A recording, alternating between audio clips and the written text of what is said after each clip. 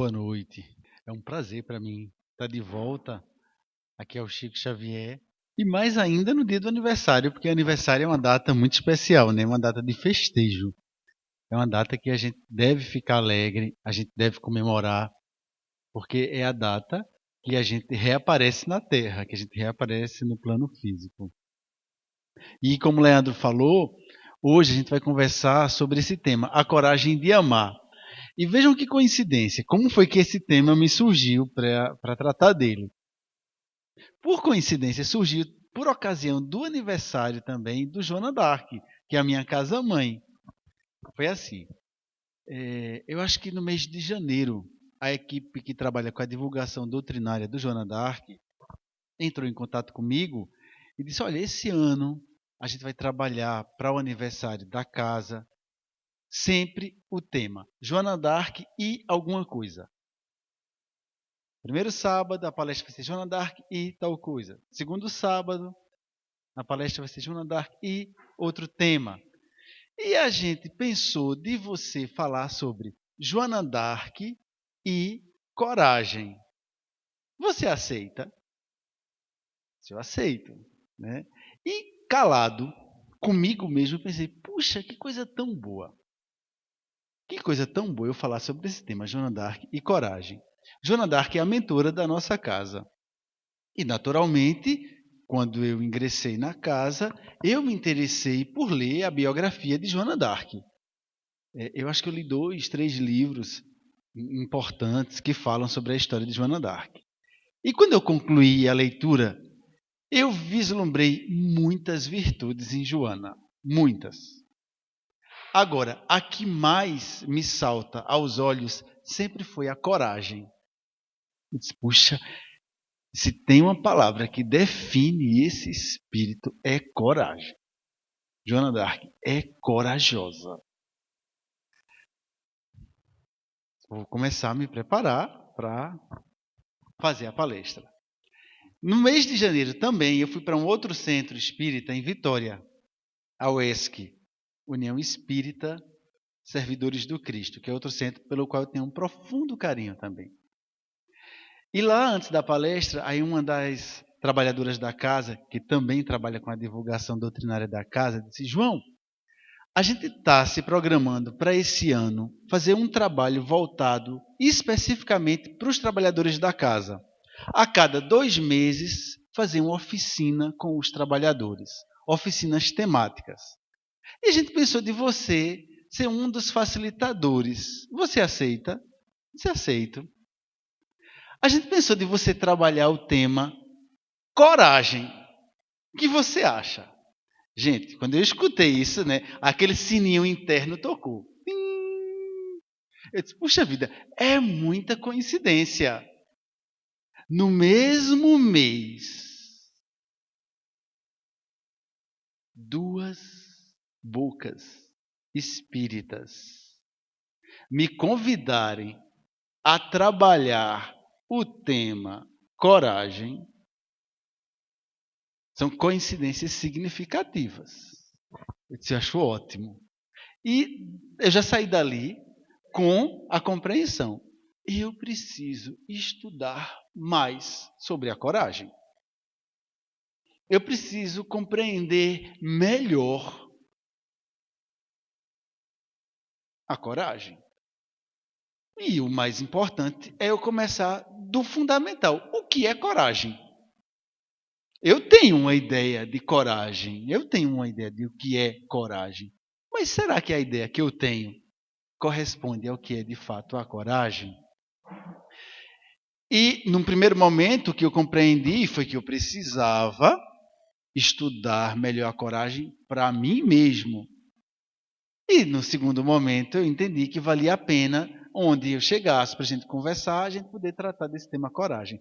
Por isso que eu propus para a Leandra a gente conversar hoje sobre a coragem de amar. Que esse tema é quase uma redundância, porque quando a gente vai entender o significado da palavra coragem, a gente vai perceber que são 2 palavras que se fundem e formam uma. A primeira parte da palavra cor é o mesmo radical de coração. E agem do verbo agir. Coragem é a atitude de agir com o coração. Coragem é a atitude de agir guiado pelo coração. Coragem é a guiança do coração.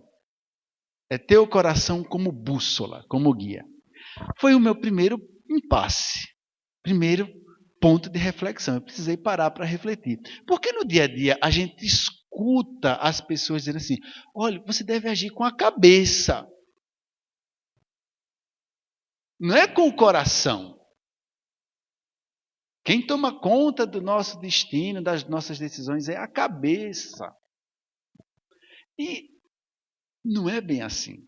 A cabeça, o pensar, a lógica racional é uma das asas do espírito. O sentimento, o amor, é a outra asa do espírito. Então a gente não vai conseguir voar alto se a gente estiver batendo só uma asa, né? A gente precisa bater as duas asas. Para a gente voar, a gente precisa bater as duas asas. Sendo que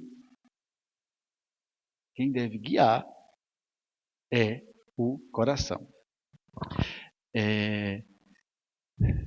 Tem um filósofo, um pensador, um ser humano. Ele não gosta de ser classificado como filósofo. Ele ficou conhecido como filósofo de rua, Eduardo Marinho. Vocês já ouviram falar nesse cidadão, Eduardo Marinho? É uma figura bem interessante. No YouTube, se vocês colocarem Eduardo Marinho, vocês vão ver diversos vídeos dele. Em alguns ele conta inclusive a história dele.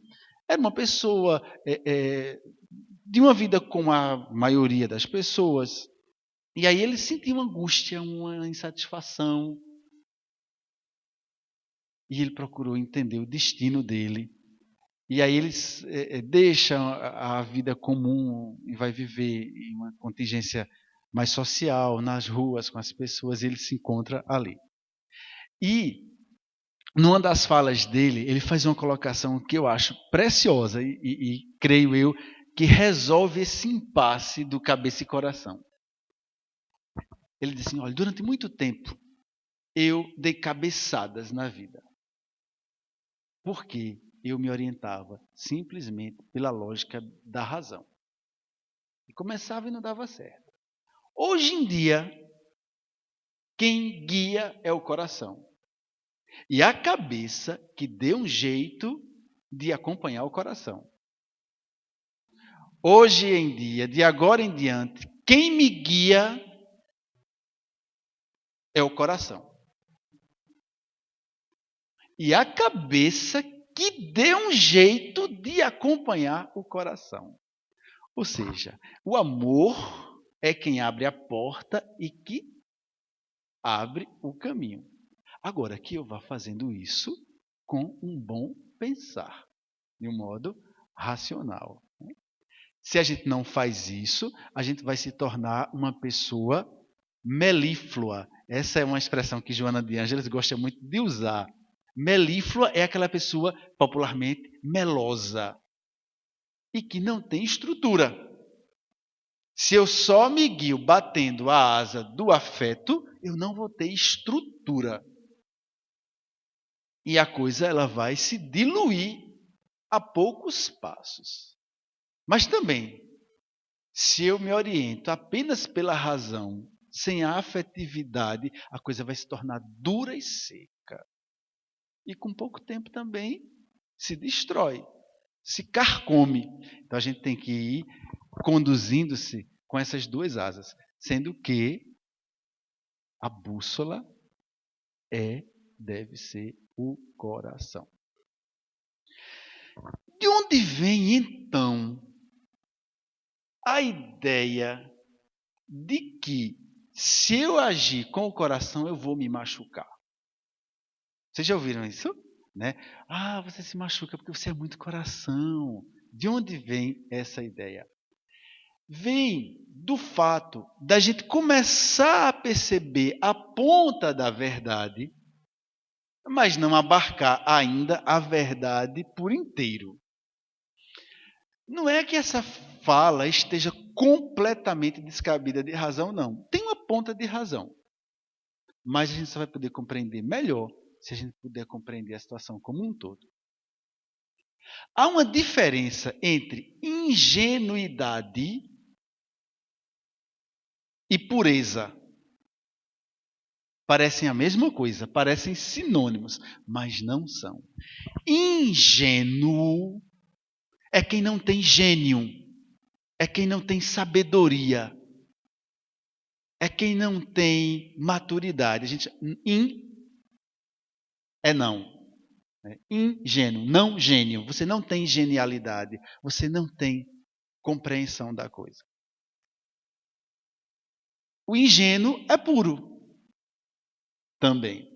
E pureza é diferente de ingenuidade. De puro é aquela pessoa que tem o coração sem mágoas, sem máculas, mas não significa que ele seja ingênuo. Ele já foi ingênuo e conquistou a luz da compreensão, a luz da consciência. No primeiro momento, a gente não tem como ter gênio. No primeiro momento, a gente é realmente ingênuo. É tanto que a criança, na sua ingenuidade, ela é capaz de colocar o dedo na tomada,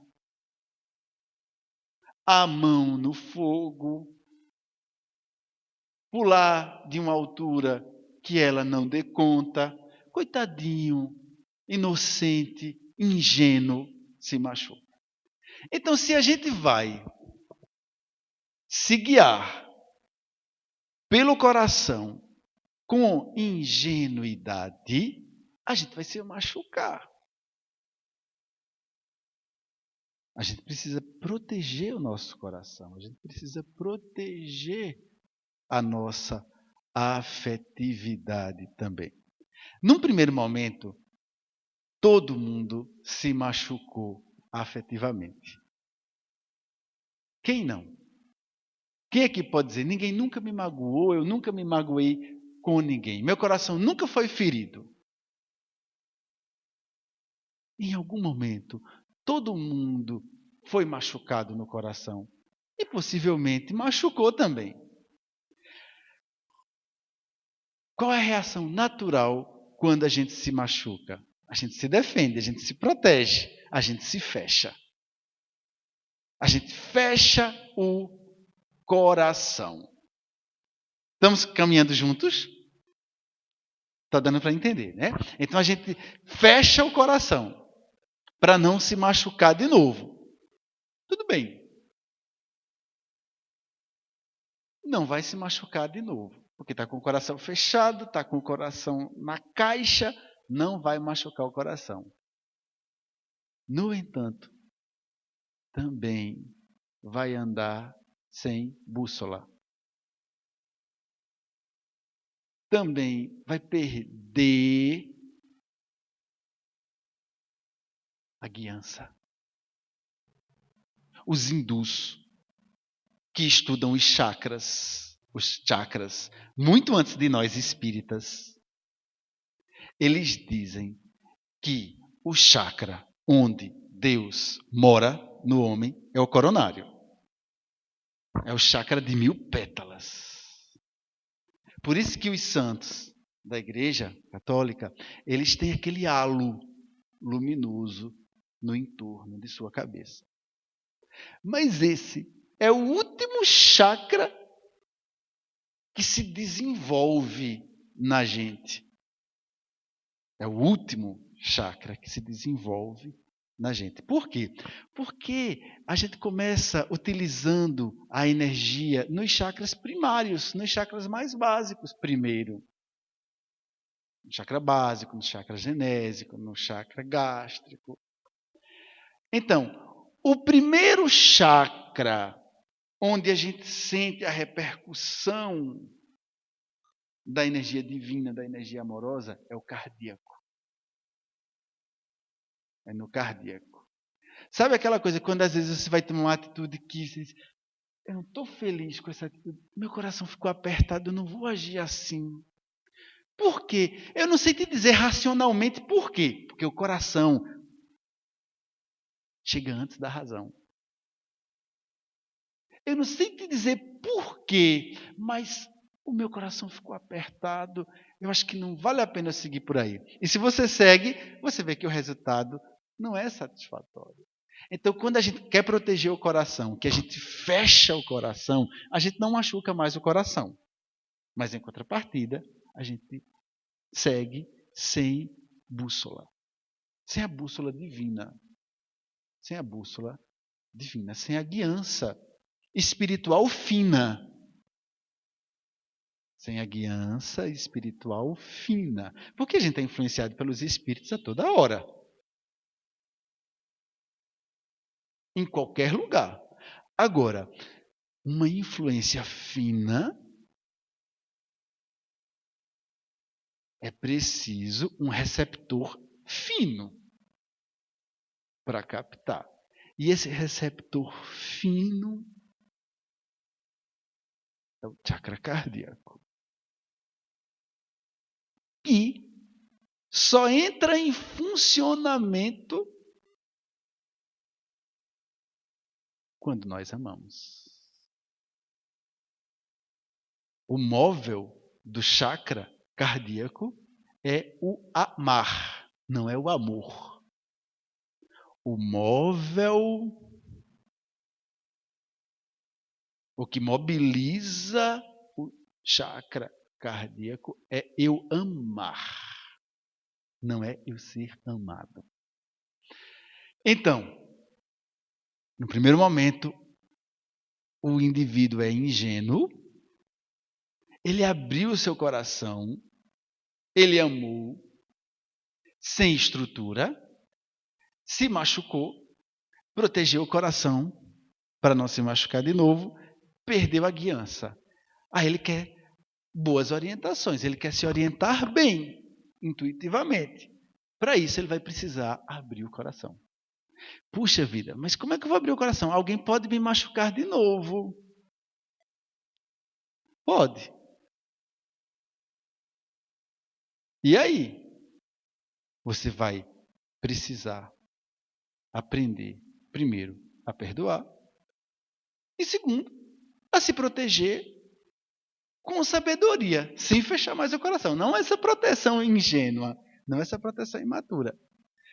E daqui para lá, para você fazer isso, você precisa ter coragem. Coragem de se arriscar. Coragem de correr esse risco. Coragem de amar. Por isso o tema da nossa conversa hoje é a coragem de amar.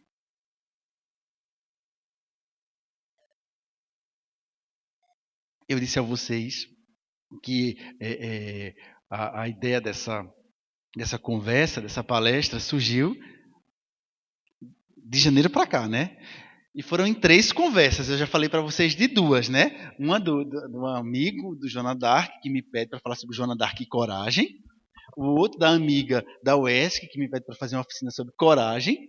E o outro de uma conversa de um amigo, também que tem uma prática espiritual profunda.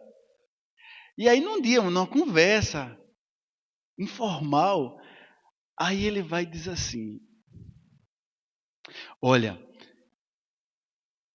eu já vivi muita coisa e aprendi algumas coisas importantes. Agora, a coisa mais importante que eu aprendi é que não vale a pena viver se não for com o coração aberto. Quando eu escutei isso, de novo o sininho tocou, o sininho interno. E fiquei todo ouvidos. Aí ele diz assim: é verdade que quando a gente abre o coração, dói. Dói. Mas dói de verdade. É a centelha divina abrindo caminho. A luz divina arde. Mas depois que o caminho está aberto, nada mais nos machuca. nada mais nos afeta. E eu não precisei perguntar àquele homem se ele tinha conseguido abrir o coração. Porque tem lições que a gente não consegue transmitir pela simples intelectualidade, só pela experiência vivida. E eu simplesmente anuí com a cabeça. Entendi. E aí fui me recordando, né, dos grandes mestres da humanidade, dos grandes mestres espirituais da humanidade. E o mais emblemático de todos para nós, Jesus.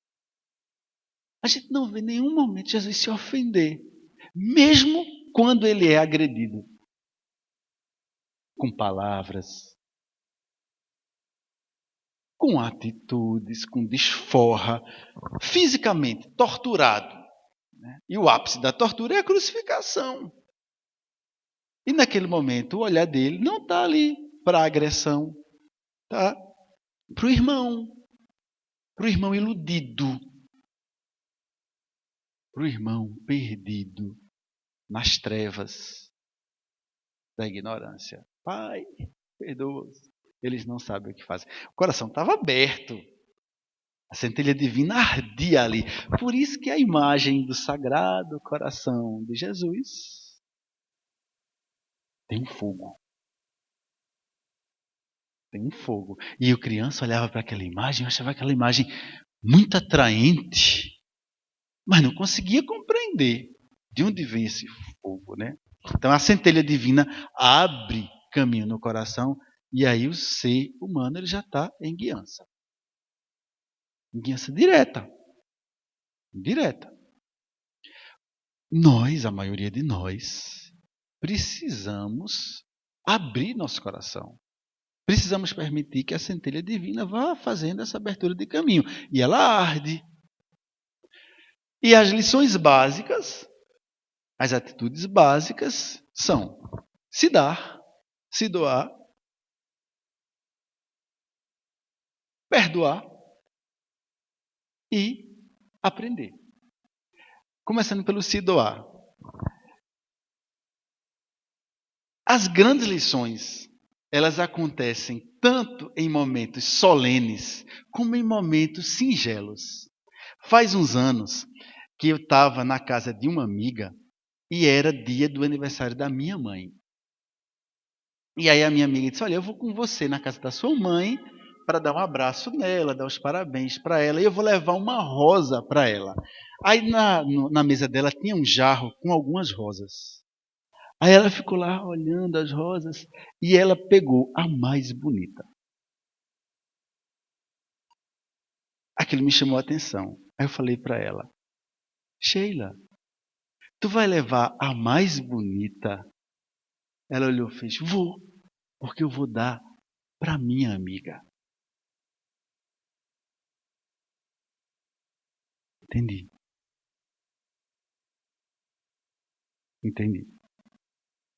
Isso é doação. Então, quando eu vou dar algo a você, que eu possa dar o melhor que eu tenho. Que eu possa dar o melhor que eu tenho. Então, essas são as atitudes que fazem com que o nosso coração vá se abrindo. No entanto, o amor é uma virtude que, como tal, precisa se desenvolver. E se desenvolve num processo. Não é instantâneo. O amor é uma virtude que precisa se desenvolver. Amadurecer, se desdobrar.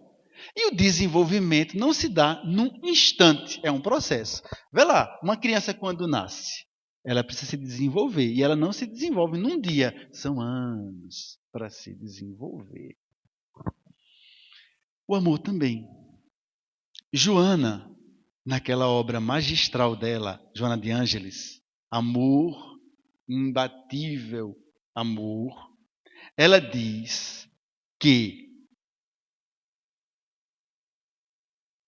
é só o amor que existe. É só o amor que existe.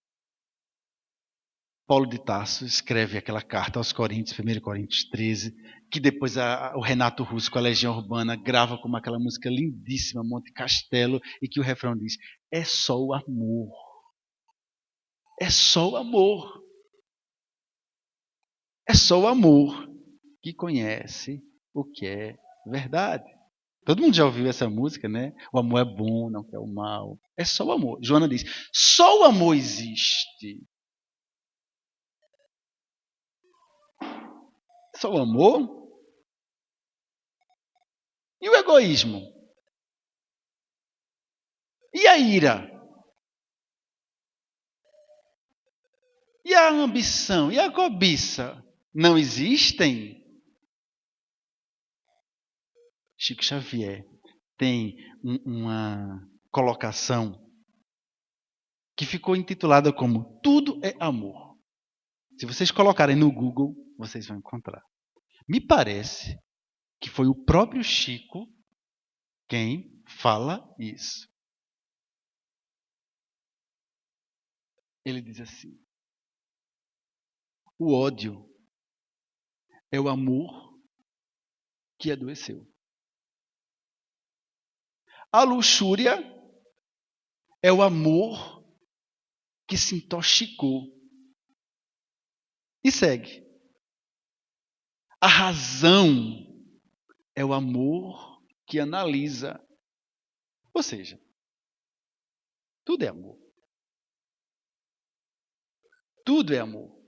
Claramente, cristalinamente ou embotado ainda. Tudo é amor. E que precisa se desenvolver, como a lagarta. É a semente da borboleta. E quem diria que aquele bichinho feio, asqueroso e destrutivo, porque a lagarta é um bicho destrutivo, é uma larva. Come as plantas, destrói as hortas. Como ódio. Quem diria que aquele bichinho ia se transformar em borboleta? Que é a delicadeza, a leveza e que poliniza. É a gente. É a gente. Enquanto a gente está intoxicado, a gente está lá nos erros. Depois que a gente consegue desintoxicar, se depurar, a gente fica lá pleno amor. Para isso, há um trabalho de desenvolvimento. O amor ele precisa se desenvolver. E a primeira expressão do amor de Joana, lá na obra Amor Imbatível Amor, é o amor infantil, que é muito bem expresso pelo amor da criança com a mamãe. A mamãe se afasta, a criança sente, chora. Se a mamãe precisa viajar, quando a mamãe precisa voltar para o trabalho, a criança muitas vezes adoece. Aí leva lá para o pediatra, está com dor de barriga, está com diarreia, está com isso, está com isso. Olha, é emocional. Aconteceu alguma mudança. Olha, a mamãe dele precisou viajar. Ah, é isso. Diz para ela voltar. Quem vai dizer que isso não é amor? O bichinho é apegado à mamãe, gosta da mamãe, ama a mamãe. É amor. Um amor infantil. Um amor que demanda a presença física próxima. Você tem que estar aqui, do meu lado. Esse amor, ele também pode ser descrito pela expressão: eu preciso de você. Me alimenta, me nutre é o amor infantil. E que usa de alguns artifícios. O mais usual é a manipulação.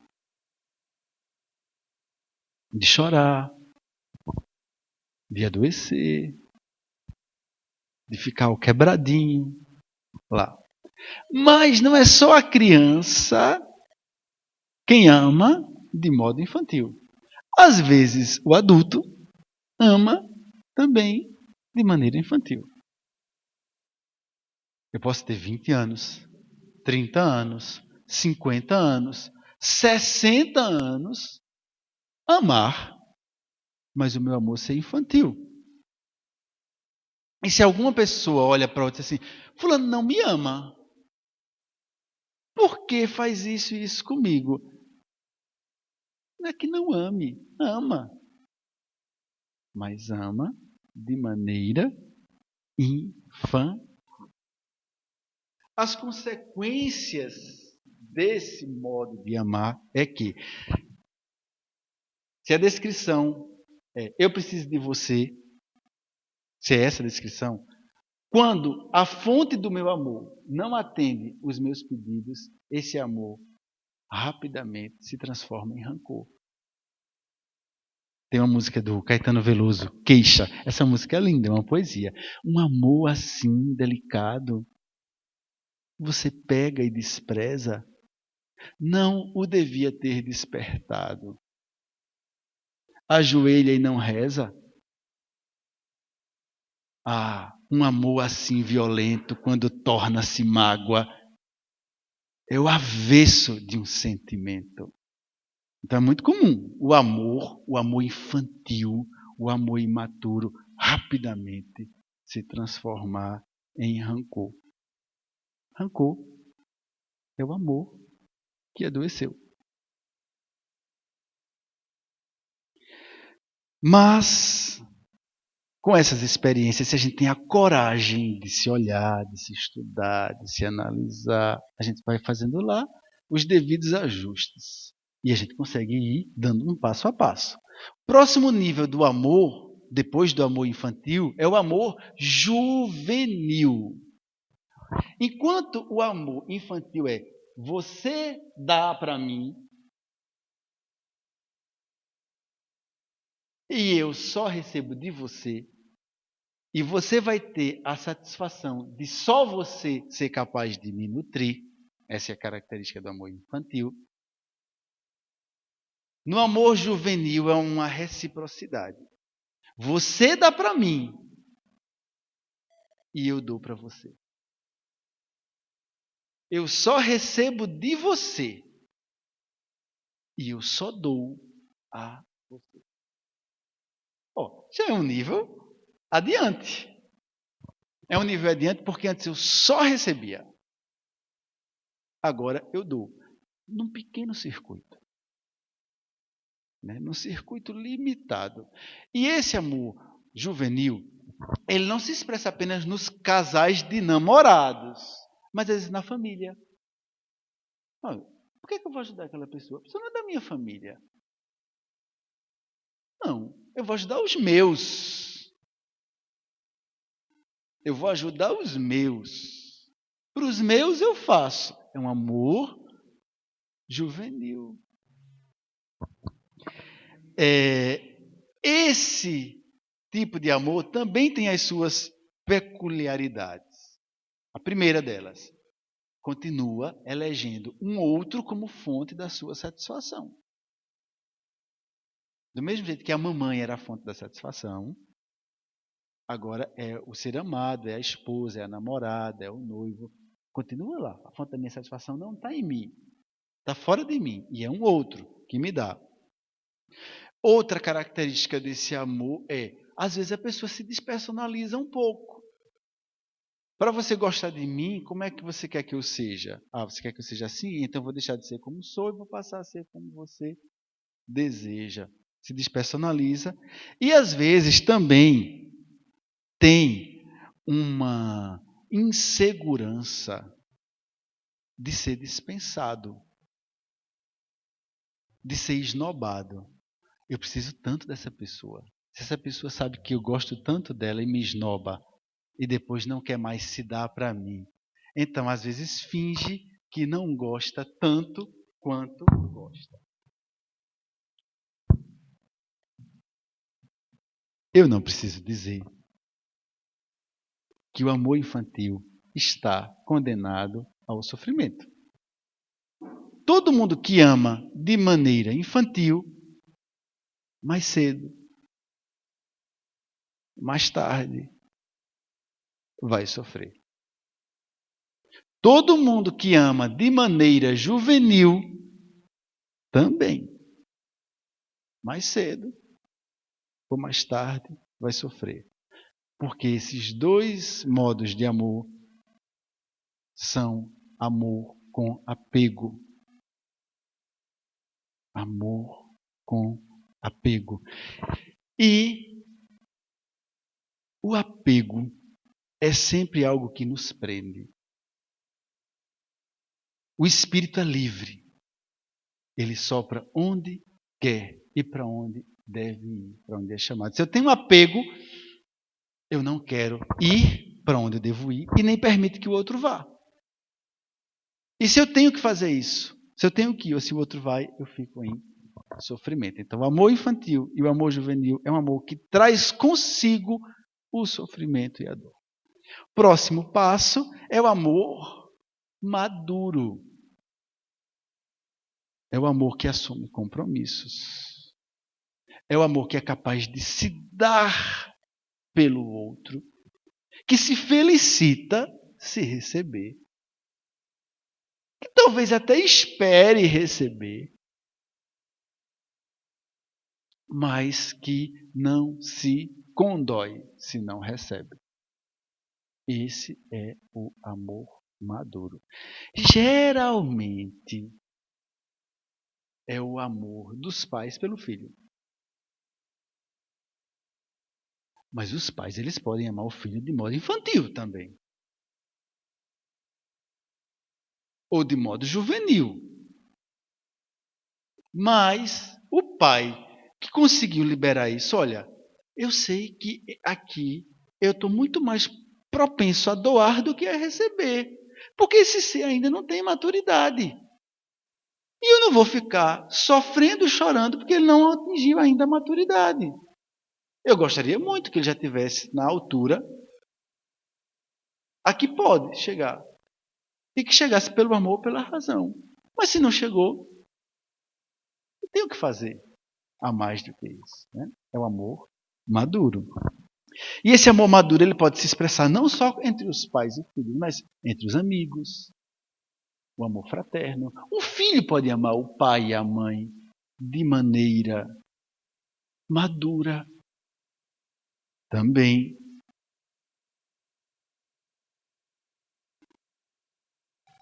E não terminamos aí. Há ainda um outro patamar, uma outra dimensão do amor, que é o amor universal, ou o amor crístico, ou o amor divino. Qualquer uma das expressões serve para definir esse próximo nível do amor. A gente saiu do amor infantil, amor juvenil, amor maduro. E, finalmente, o amor universal. Esse amor é o mais sublime. E a gente, a maioria das pessoas que está aqui no planeta Terra, que é um mundo de provas e expiações ainda, caminhando para um mundo de regeneração, a maioria dos espíritos que está aqui ainda não alcançou esse nível de amor universal, de amor crístico. Mas quem está aqui já começa a paquerar com ele, já começa a namorar esse amor. Deus, se eu consigo chegar ali, se eu consigo ter esse amor aqui dentro de mim. A gente está olhando para ele. Então, o que é que a gente conhece desse amor? É pouco que a gente escutou falar, por quem o alcançou, e os testemunhos que a gente visualizou, que a gente testemunhou por quem o alcançou. O pouco que eles falam por duas razões. Primeira, eu não vou ensinar a um garoto do ensino fundamental uma expressão algébrica de terceiro nível, porque ele não vai alcançar. Ele não vai alcançar. Tem determinadas coisas que, se a gente soubesse agora, ia chocar tanto a gente que a gente ia dizer, isso não é verdade. Quando Nicodemos foi perguntar a Jesus, eu escutei uma história que um homem pode nascer de novo. Como é que pode um homem, sendo velho, adulto, grande, voltar a entrar no ventre da sua mãe e nascer de novo? Como é que pode? Jesus olha para ele e diz assim,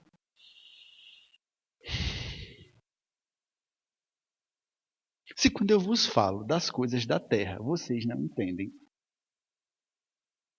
como é que vocês entenderiam se eu fosse falar a vocês das coisas dos céus? Deixa quieto. Não acorda ainda esse assunto.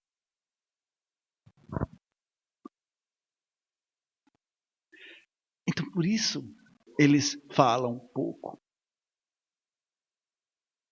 Por isso eles falam um pouco da coisa do nível mais alto. Se a gente está no primário, o nível alto demais vai nos espantar. E talvez a gente dê as costas. Por isso, um dos lemas da alta espiritualidade é a parcimônia na palavra. Fala pouco. E aí a gente escuta isso por diversos dizeres, né? Deus deu a gente uma boca e 2 ouvidos, para a gente escutar mais e falar menos. A palavra é prata, mas o silêncio é ouro. Não joguem pérolas aos porcos. É importante saber falar e, mais ainda, saber calar. Essa é a primeira razão. E a segunda razão pela qual as pessoas que alcançaram, que desenvolveram, que se encontram nesse nível de amor, pouco falam sobre eles, é por humildade. É por humildade. Há um dizer das tradições espirituais que é o seguinte: quem o encontrou não diz. E quem diz não o encontrou. Humildade, tá? Então, o que a gente sabe desse amor? O pouco que aqueles que o encontraram, que o desenvolveram, nos fala sobre ele e o que eles testemunham para a gente. E o que é que eles têm falado para a gente?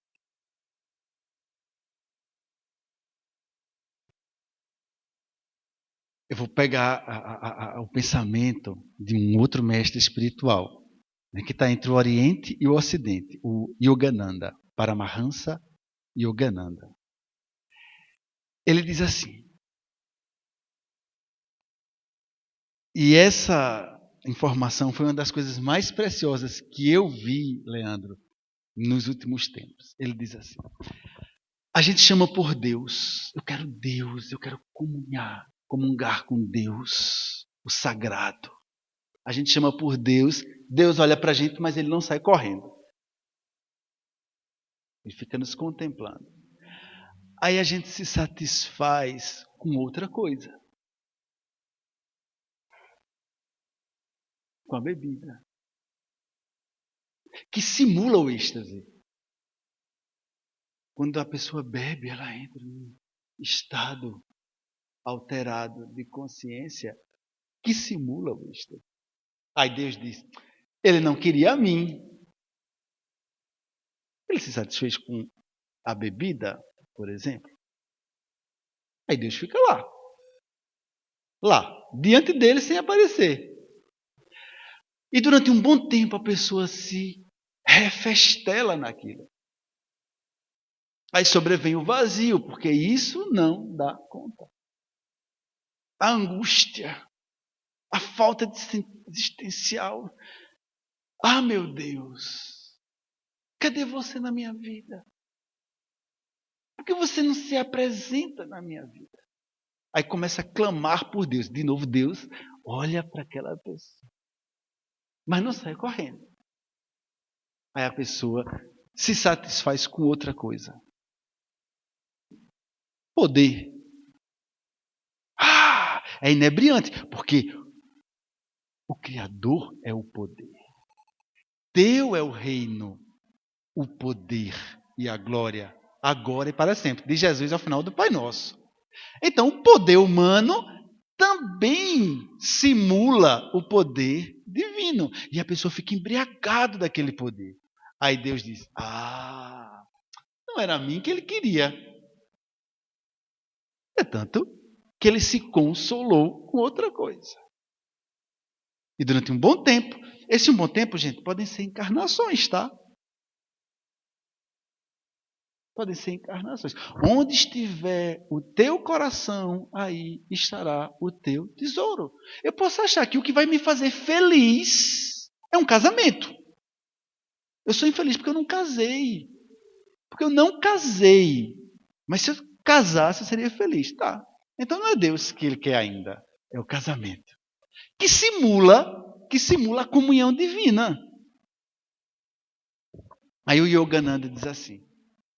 Quando o espírito se ilude e se desilude a ponto de compreender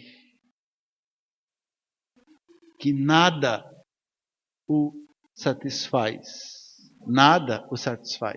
senão a comunhão com o divino, ele não aceita mais nada que o separe de Deus. Ele não aceita mais nada que tome na vida dele o lugar de Deus. Nesse momento, Deus se revela para ele. Bem-aventurados os puros de coração,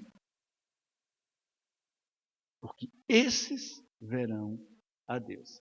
Então, essas pessoas, quando elas entram nessa comunhão com Deus, nessa conexão, alcançam um estado de consciência que elas compreendem e percebem que você é tão importante quanto eu. Porque a tua essência é divina. E Deus se manifesta em todos os lugares, em todas as circunstâncias, em tudo que vive. Esse é o nível do amor divino, do amor universal. É o pouco que a gente escuta, do pouco que eles falam. Por parcimônia mesmo, por humildade. E dão essa dica para que aqueles que já alcançaram o amor maduro e que vez ou outra se angustiam, me falta alguma coisa. Me falta alguma coisa. É isso que eu estou vivendo, Mas ainda não é isso. Então, essa deixa que esses grandes seres nos dão é para essas pessoas que já alcançaram a amor maduro. Olha, é isso aqui, tá? É isso aqui. Continua. Segue nessa senda. E para a gente concluir, certa feita um discípulo perguntou para o Yogananda, que fez lá um voto de desapego. Como foi que você conseguiu renunciar a tudo? E o discípulo diz, ele olhava para mim e eu via nos olhos dele uma chama ardendo. e por um instante ele me investigava a alma, como se decidia se respondia ou não à minha pergunta. Àquela pergunta: como foi que você conseguiu renunciar a tudo? E depois de alguns instantes ele olha para mim e diz: eu não renunciei a nada.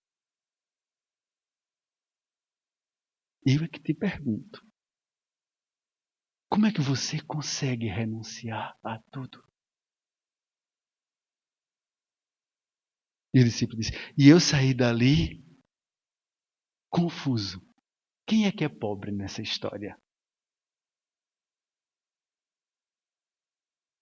Quem é que é rico nessa história? Quem é que está renunciando nessa história? Que a gente tenha coragem de amar. De amar melhor. Não é de amar mais, não. Não é de amar mais, não. É de amar melhor. O que ativa, acende e expande o nosso chakra cardíaco, que é o primeiro chakra onde a gente entra em conexão com o divino, é o amar, não é o amor. Não é ser amado, não. Tá? Porque amado a gente já é. Amado a gente já é. A força que sustenta um ser é o amor, não é outra. Amado a gente já é. Então, se estou me sentindo ainda infeliz, é porque não estou amando adequadamente, não estou amando bem. Que a gente tenha a coragem de amar e de etapa em etapa a gente vai chegar a esse estado de comunhão plena, onde a gente não renuncia mais a coisa alguma, porque a gente comunga com o Criador e com toda a criação. Muita paz. Vamos para a prece.